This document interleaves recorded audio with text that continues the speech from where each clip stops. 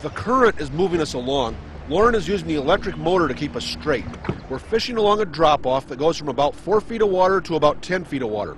And most of the fish are right at the base of the drop-off. Using your depth finder to find the fish and the areas where the fish hang out is so important, and it's critical that you have the depth finder tuned properly. Here's an idea on tuning your sonar.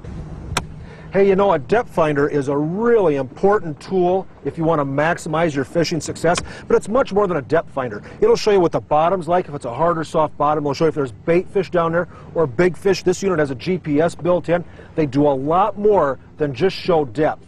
If you want to maximize the efficiency of this thing, you got to fine tune it a little bit. It's easy to do. Let me show you what I mean. Now, when you turn these depth finders on, they're automatically read the bottom for you. And that works out fine. They do a nice job of reading the bottom. We're in 7 feet of water now. We're in the 0 to 10 foot of scale.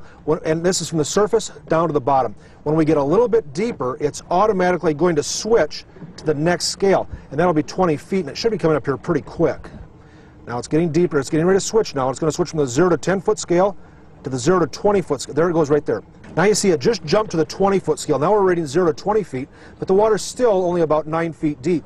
This is the surface, this is the bottom. This is all wasted space. So what we want to do is fine tune that thing. It's a simple thing to do. You push the menu button, you go down to the lower range, and you just scan right. And now you see it'll automatically find the 0 to 10 foot scale, and we can fine tune that thing up or down. So the scale, what you want is the zeros up here and the bottom reading right in there somewhere.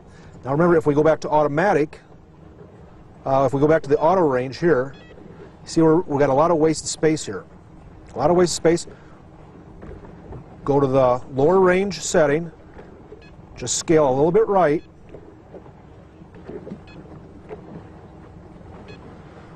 And you're going to have a really good picture from surface to the bottom.